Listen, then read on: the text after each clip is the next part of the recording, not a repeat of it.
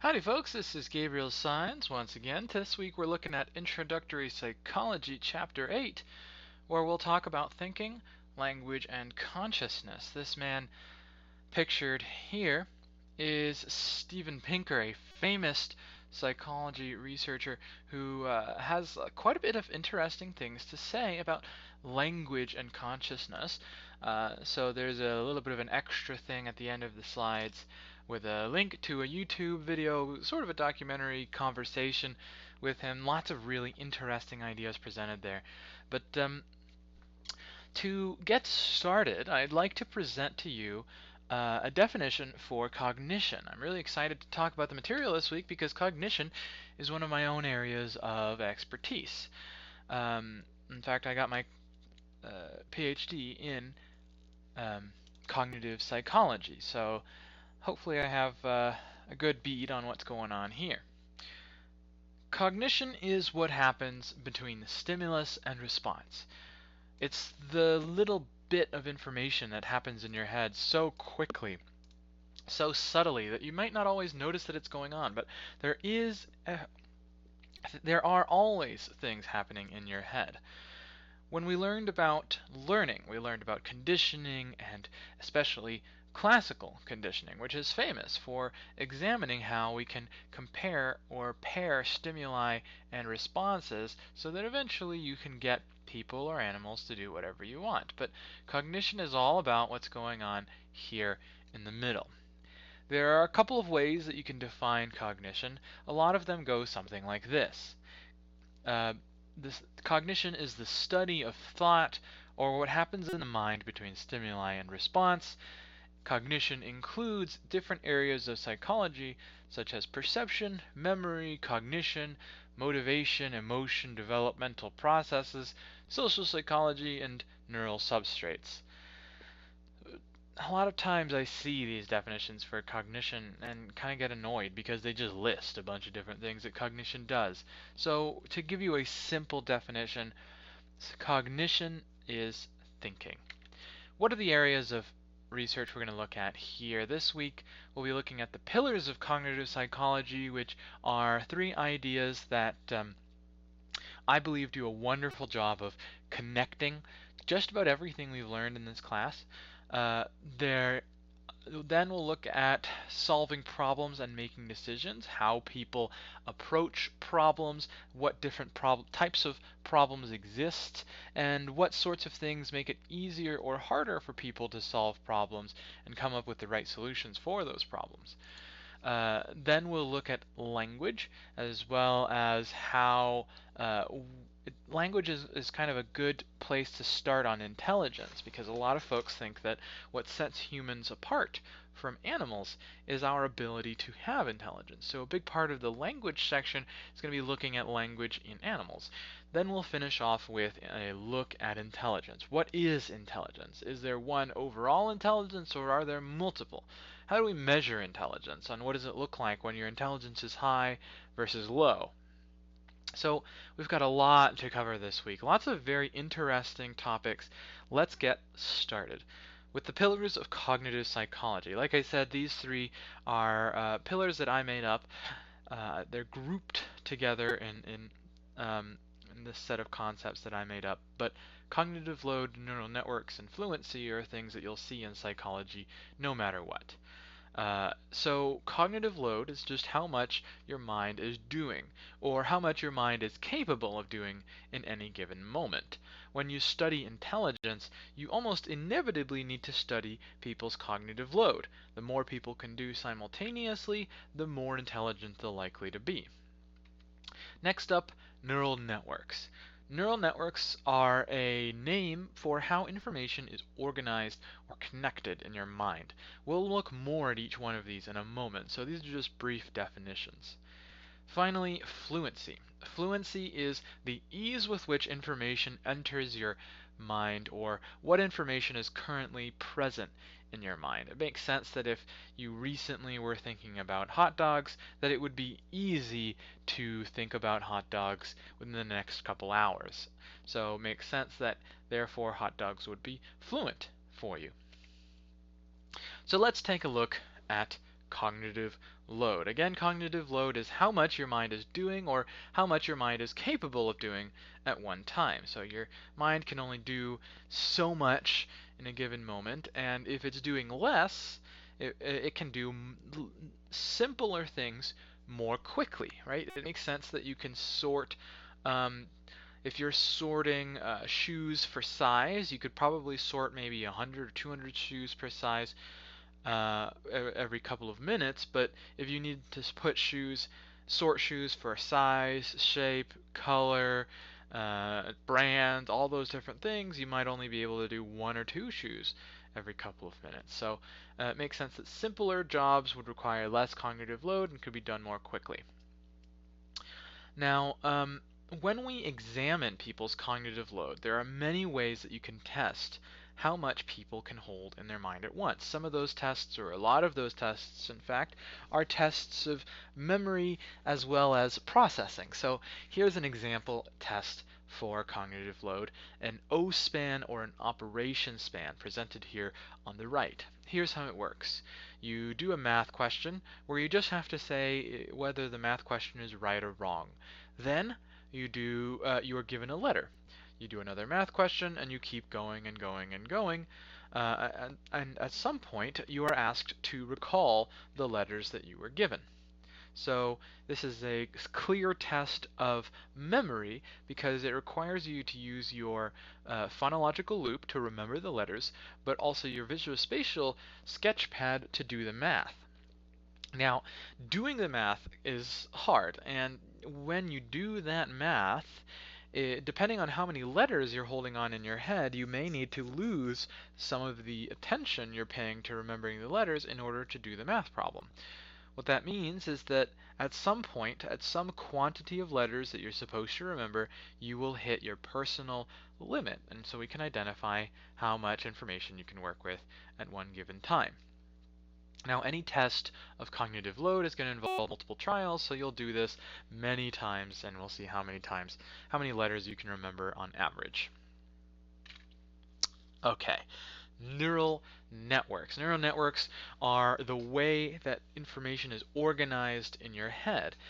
You can think of, for example, if you think of ducks, you might think of the word birds, or you might think of wings, feathers, ponds. So it makes sense that ducks would be associated to a number of different things in your head. And the way information is connected or associated in your head is what forms the neural network of information that is your memory or your consciousness or how your mind works. Interestingly, we can make neural networks for just about anything. For example, have you ever made a mental map of information in high school? Mental maps are ways to organize information. So, for example, this is a neural network or a mental map for your car. You start with the fact that you own a Ford Fiesta, and that could be connected to the gas mileage, the size of the car, whether or not the car is fun to drive, the fact that it has small back seats, whether or not it has good acceleration, whether it has comfortable seats, and so these guys are all connected in ways that show their relationships in your head. Now, over here we have a piece of information that says that Ford Fiestas are poor for long road trips, but it's not actually that you're saying that the Ford Fiestas are poor for long road trips. In fact, what this is saying is that cars with uncomfortable seats are poor for long road trips.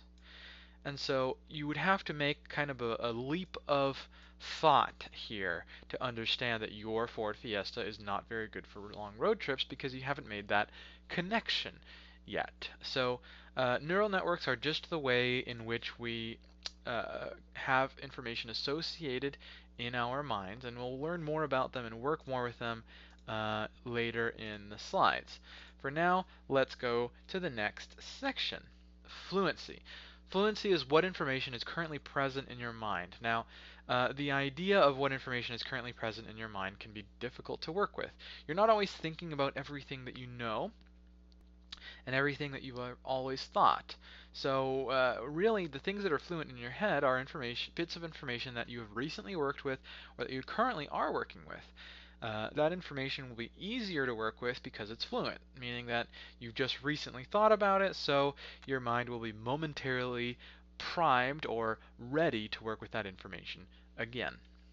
An example of fluent information or how fluency affects your thinking is the idea that simple and easy information is also true. Think about it this way. Um, let's say that all your life you have been taught that some of the blood in your veins is red and some of the blood in your veins is blue. The red blood is oxygenated and the blue blood is deoxygenated after having delivered oxygen to your body. Now, this is something that actually gets taught in schools sometimes, but it's not true. If you were taught this, it's a simple and easy thing to know, and it would be easy for you to keep on believing it. However, I must inform you that there is no such thing as blood that is blue in your body. It's just different shades of red or pink. So, is it easy for a person to change their mind about something?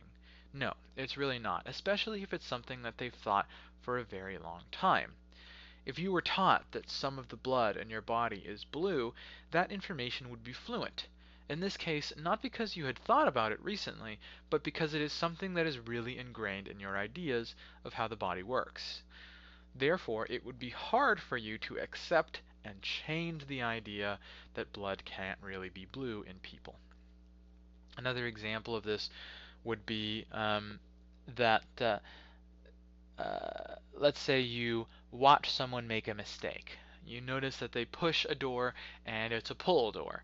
So as you're about to leave, someone you go to open the door and it's really easy to open that door, and then the next door you go to, you try to pull it and oops, turns out that was a push door.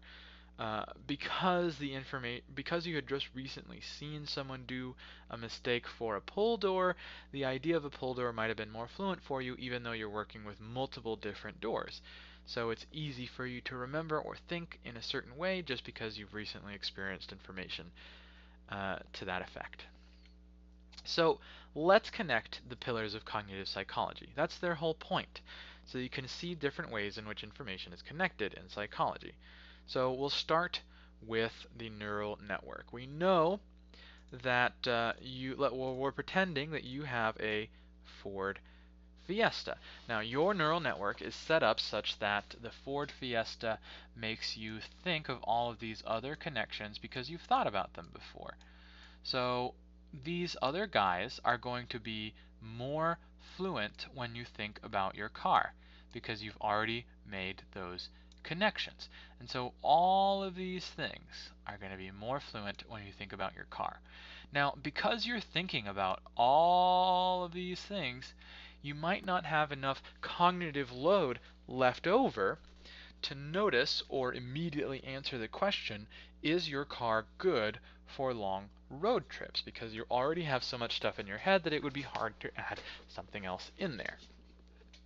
Does it make sense that your neural network describes how you have information organized in your head, that the organization of that information can make certain things more or less fluent depending on what you're thinking about, and that depending on what is fluent and what you're already thinking about other things can be harder because you have limited cognitive load?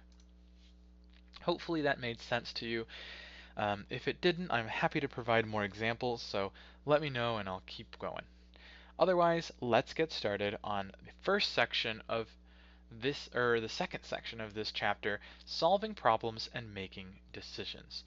Now, we're going to look at a couple of ways that you can solve problems. The first is using something called a heuristic. A heuristic is a mental shortcut that you use to solve a problem. Can you think of any heuristics that you use in your life? Heuristics often simplify a problem, and they solve problems quickly and efficiently, but they're not always perfect. Let's think of some examples of heuristics. Let's say, for example, You want to find a boyfriend or a girlfriend. A simple heuristic for that would be to take a look at all of the friends that you have and pick one out of the folks you already know. It's not a perfect solution, but it could work. It's definitely a quick and simple one, and just picking a boyfriend or girlfriend based off of the people you have fun with isn't a bad idea. Maybe you could pick a different heuristic, such as the person who you think is most responsible, or the person who seems to be the most emotionally stable. But there are a number of other heuristics that we could talk about. Say, for example, when you are looking for a friend of yours in a large crowd of people, a simple heuristic to follow would be to look for tall people because you know your friend is tall. So you wouldn't have to pay attention to all of the other people because you know your friend is tall, so why pay attention to them at all? Of course, this heuristic's not perfect. If you find a tall person, they might not be your friend, so you'll want to double check each time you find a tall person. But it makes sense that that would be a simple way to solve the problem. Can you think of any other simple ways to solve problems that might not be perfect? If you can think of any other heuristics that you use in your life, feel free to let me know in your exit slips for today. Okay, let's talk about how heuristics get used in really long-term situations. And we're going to talk about that in reference to something called local minimums or local maximums. Now, a local maximum is the best you can do with a given strategy. What does that mean? Well, let's say that you are learning to type. We have a graph here, and at the top of the graph you have the fastest typing you could possibly do with your fingers. So down here we have really, really, really slow typing, but this left and right area is going to be showing the different possible strategies and amounts of practice that you can have in your road to typing. And we're going to start over here on the right side. So let's say that you learn to type on your own. You might just learn to type with hunting and pecking, where you just use your two index fingers to first find a letter and then press the letter's key on the keyboard. That's not the greatest solution, but definitely with practice you might get pretty good at it.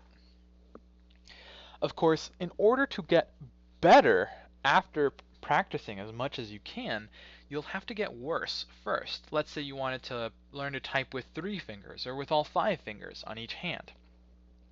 In order to achieve these better levels of typing, you're going to need to get worse first since you don't really have very much practice with those different types of typing. The first success you have, the highest level of typing you can achieve by just doing that crappy typing strategy is called a local maximum. It's a maximum because it's the best you can do with the strategy you tried. But it's not the best strategy. The best strategy would be to use all 5 of your fingers. Now, the reason we're talking about this is because a lot of people follow heuristics in order to improve themselves. How do I get better at typing? I practice. I just do things that make me better.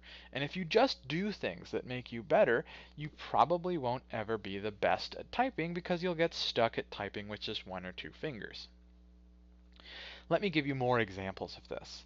Let's say that you want to make a whole lot of money, but you don't want to spend very much money.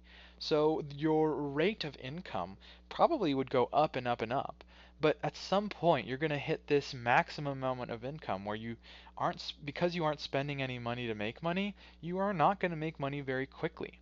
So in that heuristic, I'm not going to spend any money, just by saving all the money you can save, you will eventually hit some sort of maximum income.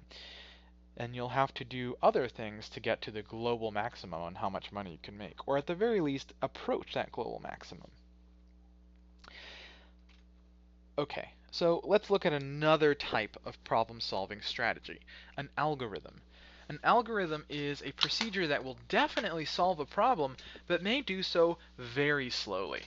So, what algorithms do you know in your life? Let me give you an example.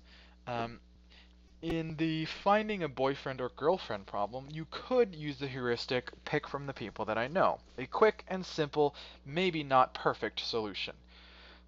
Another thing you could do is spend some time with every single person on the planet. Eventually, after going through every single person on the planet, I'm sure you'll figure out who the best person to be hooked up to would be. But that would take an incredibly long amount of time. If you're looking for your most perfect match, you technically would have to go through every single person on Earth. That's a good example of an algorithm, something that can take a lot of time, but will definitely solve the problem. Let's think of some other algorithms. Is there any other set of solutions you use in your life that might be slow but always works? How about this? Let's say you are looking for something that you've lost. You've lost it in your house, and so you know it has to be somewhere there, but you can't quite find it.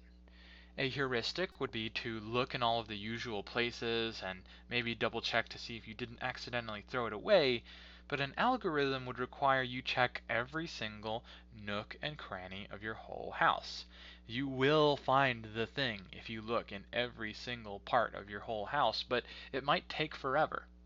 Similarly, if you choose to use the algorithm check the usual places, you probably would find the thing very quickly, but it might not be found.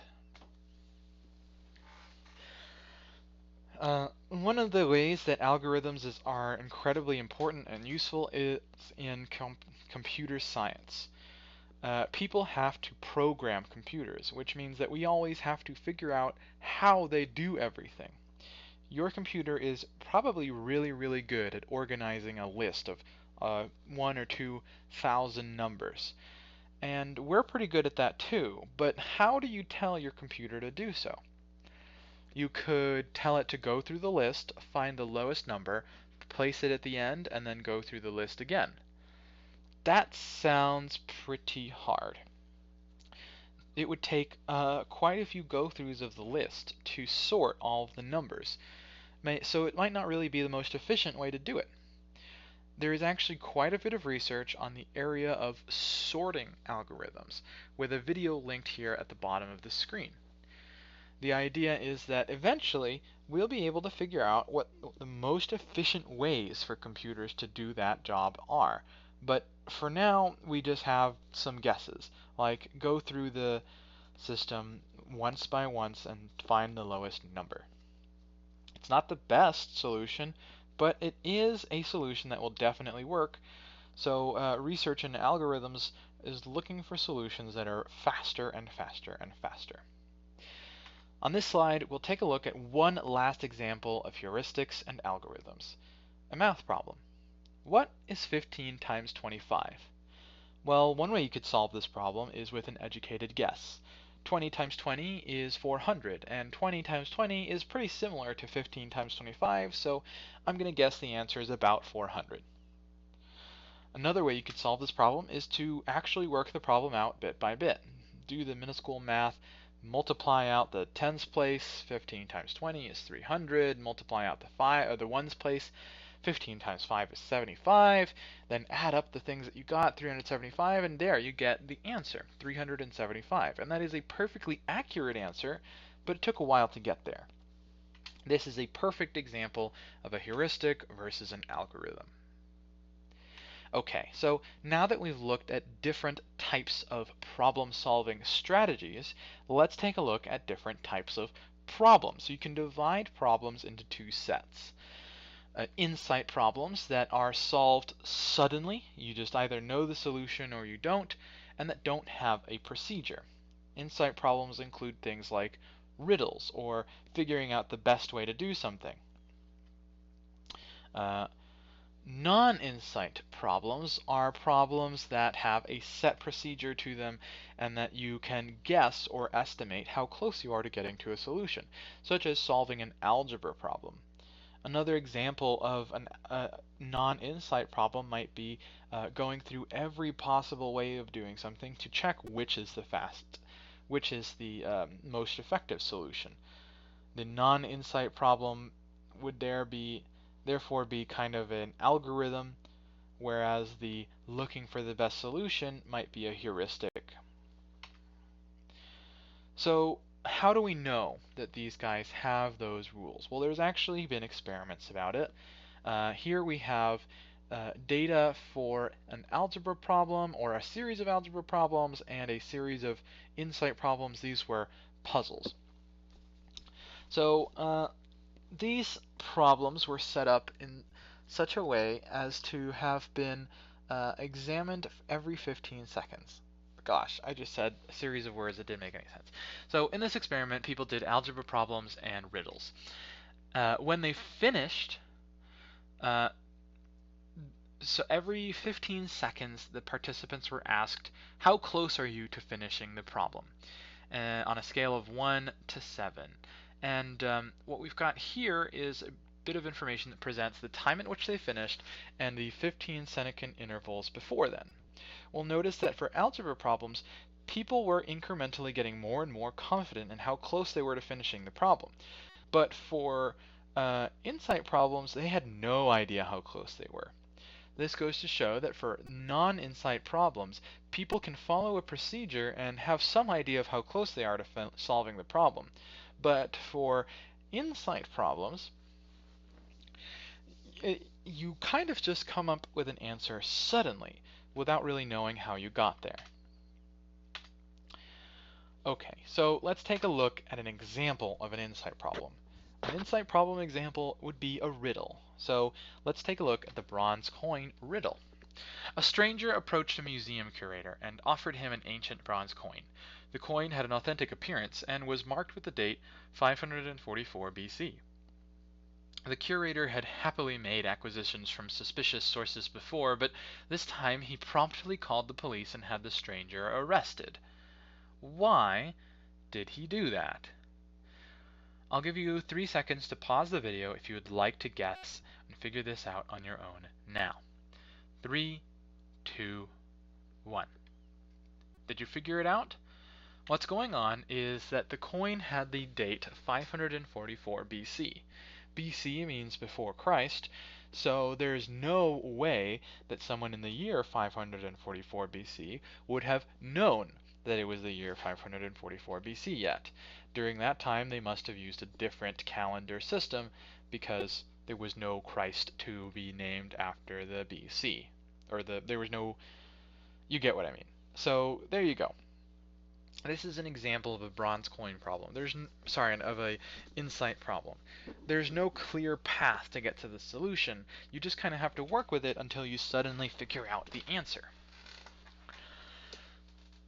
Let's move on to a set of topics that can hurt you or help you solve problems. The first is confirmation bias. Confirmation bias is a preference for information that confirms our existing opinions or ideas. If you know someone that if you've ever had the experience of having an argument with someone and you both go to the internet to look for evidence about your side of the argument, you might find that the other person looks for evidence that proves their side and you look for evidence that proves your side, but neither person really looks for evidence that disproves their own side. That's confirmation bias, avoiding information that contradicts your ideas and looking for information that supports them instead. Go ahead and give a watch to the video linked at the bottom of this slide. I think it does a wonderful job of presenting confirmation bias and giving you multiple examples of it. Be aware, confirmation bias has a lot to do with major arguments involving religion, politics, history, and science, stuff that people could likely get bothered by. So this video is the least offensive that I could find, but if you look for other resources on confirmation bias, just make sure you have some thick skin. I'll give you 3 seconds to pause this video and make sure you watch that one. 3, 2, 1. Okay, so now that you have a good grasp on what confirmation bias is, we're going to take a look at a slightly different version of confirmation bias with a bit of a puzzle. In this puzzle, you've got a set of 4 cards, 3, 7, D, K. Now, pretend that the cards have a front and back to them, and that each card has a letter on the front and a number on the back. So you could flip each one of these cards and find something else on the other side. Your job is to figure out how to check a certain rule. The rule is every card that has a D on one side has a 3 on the other side. Which cards do you need to flip over to confirm the rule that you have been presented with? I'll give you 3 seconds to pause the video now and see if you can guess the right cards. 3, 2, 1. Okay, have you got your idea of which cards you need to flip? In actuality, you need to flip the cards in the middle. Of course, you want to flip the D because you want to check if it has a 3 on the other side. But most people look at this 3 and go, I should check if it has a D on the other side. Now, why would you do that? Bear in mind, there's no rule about cards that have a 3 on one side, only cards that have a D on one side. So this 3 card could have any letter on the other side, and the rule would still be okay. Instead, it's more important to check this 7 card, because the number is not 3. So the other side of this card can't be D. If the other side of this card is D, then this rule is broken. Lo and behold, the other side of the cards has a D on this side of the card, and that's a problem because there's no 3 here. Let's take a look at this puzzle in another format. This other format actually makes it easier to solve the same puzzle. If a person drinks beer, the person must be 21 years or older. So which cards do you need to flip to check the rule? Each one of these cards has an age on one side and a drink on the other. I'll give you 3 seconds to think about your answer now. 3, 2, 1. Okay. Did you realize that this problem is exactly the same as the previous one with a different skin on it? The cards you need to flip are the drinks beer and the 16 years of age cards. You want to make sure that the person drinking beer is at least 21 years old, but the person who's 16 also needs to be checked for being at least to be drinking only soda. Some people say that you should check the drinks Coke card because this person should be needs to be less than 21 years old. However, it doesn't matter. Anyone can drink Coke. Same thing with the 22 years of age card. Some people say that this person needs to be checked for drinking beer, but no, 22-year-olds can drink anything they want. Can you see how the different organization of the problem caused a completely different appearance or difficulty for solving the problem? This can be called as a permission or obligation rule. A better way to describe it is that describing a problem in different ways or looking at the same problem in different ways makes it easier or harder to solve the problem. So if you've ever got a problem that you just can't figure out, try describing the problem in a way that's familiar to you. Next up, let's take a look at fixation. Fixation is when you're stuck on one answer or one way of thinking. Like when you're trying to remember a word, but you can only remember a different word. Or let's say you're trying to remember a certain song name or band, but you can only remember a different song name or band. Those are fixations, when you're stuck on thinking about one thing and that's preventing you from thinking about another thing. You can imagine that if you're fixated on something, your cognitive load gets taken up by the thing you're fixated on, which prevents you from thinking more freely. One subset of fixation is functional fixation, when you get stuck on thinking that something is only intended to be used one way. For example, if you want to dunk an Oreo cookie into your milk, most people don't realize that they could use a fork to dunk the entire cookie instead of using your fingers. If you use your fingers, you might get their fingers wet, or you might not dunk your whole cookie, which is unacceptable. Therefore, if you use a fork through the icing, or whatever you call the stuff in the middle, you can dunk your whole cookie. And fun fact, the cookies soften up, so if you try to dunk them by the cookie, they might break up and be lost in the cup. But if you dunk them by the icing, you'll never lose your cookie. And so you can imagine this is an innovative way to dunk your cookies, and that fixation of not knowing to do this could prevent you from figuring out some interesting things. Next up, let's talk about the availability heuristic. The availability heuristic is the idea that things that are easier to think of or that are more commonly thought of are going to be simpler answers or more common answers that aren't necessarily true. For example, you might ask yourself, what's more dangerous, a cow or a shark? Now, most people will likely say sharks, because sharks are actually more dangerous. They're predators. But let me ask you a slightly different question.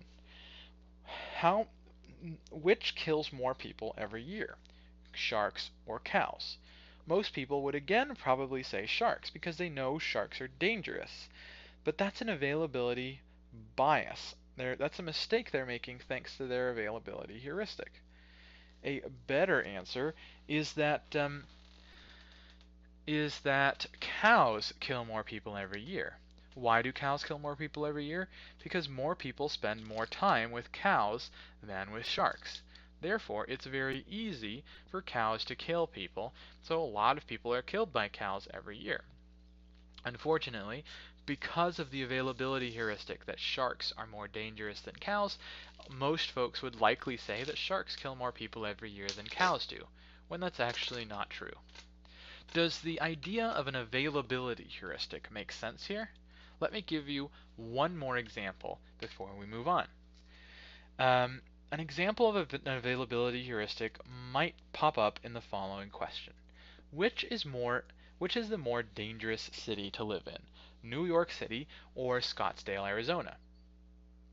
Most people answer New York City because New York City is a city they're familiar with. They know that it's a big, crowded city, and they know that urban environments can cause higher rates of crime. It turns out that Scottsdale, Arizona is actually one of the most dangerous cities to live in, and you are more likely to be a victim of crime there than you are in New York City.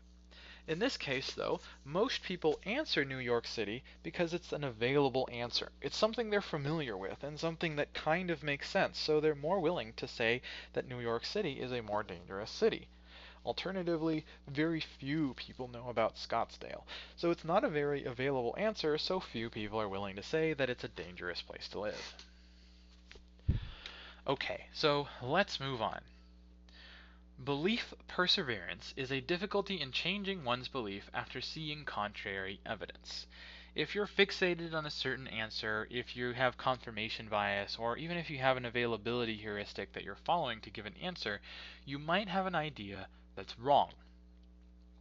Can you think of examples when someone is told that they're wrong but refuses to change their ideas? This kind of happens all of the time, but one way in which it happens is with personal perspectives. People tend to have trouble changing their ideas about themselves. Have you ever had a friend that's having a bad day, and so they say, oh, I'm really stupid, or I'm really fat, or really ugly, I don't know how to dance, or I don't have any friends. And you tell them, no, that's not true. You're really smart. You're not fat. You're good looking, and you know how to dance, and everyone loves you. If you say that to them, how often do they actually believe you? How often do they instead persevere in their beliefs and stick to the idea that they're not that great a person? Belief perseverance is a heuristic. No one wants to change their mind or change opinions that they've got. Just like with confirmation bias, it's difficult to get someone to change their opinion. However, I want you to know that being intelligent isn't always about being right, and being wise isn't always about noticing things correctly and sticking to what you've noticed. Instead, a better way to be intelligent is to accept when you might be wrong, and a better way to be wise is to consider other people's opinions, especially the folks that care about you. Okay, let's move on. Framing. Framing is how certain word choices can make certain answers or ideas more or less appealing. In the previous section, we saw an example of an experiment involving framing, where people saw two cars hit each other, and then they were asked the question, how fast were the cars going when they hit each other? Or how fast were the cars going when they contacted each other? Or how fast were the cars going when they slammed each other? In that example, people who were asked about the slammed cars gave higher speed estimates than people who were asked about the contacting cars. And people who were asked about the hit cars gave estimates somewhere in between. That's a perfect example of framing. The way you ask a question or the way you talk about a topic makes people see it or think about it in different ways. Let's give you some more examples of framing, such as there is a 60% chance of success for this procedure. The same bit of information presented in a different way sounds so much worse. There is a 40% chance of failure for this procedure. If you were given these sentences at the doctor's office, you might be more willing to accept the procedure if it's given to you as the 60% chance of success, and less willing to accept the procedure if it's the 40% chance of failure. So people are more conservative in their decision making when their losses are highlighted. Conservative meaning they avoid losing things or making mistakes. And people are more liberal when success is highlighted. Liberal in this case meaning taking chances or looking for opportunities. Let's take a look at a video that does a wonderful job of presenting framing.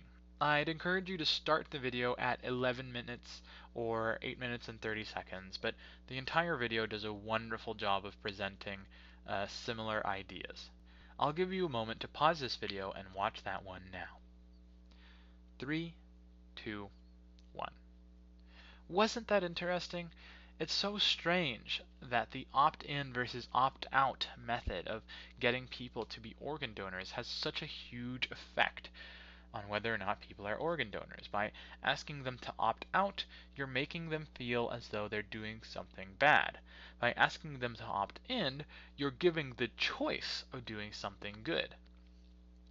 By giving someone the choice of doing something good, you usually make it easier for them to skip it. But if you give them the choice of doing something bad, most people will avoid doing something bad. And so just manipulating the way in which we organize our organ donor options could drastically affect how many people donate their organs when they die. Okay, so we looked at a number of different problem-solving strategies and ways that problem solving can be easier or harder.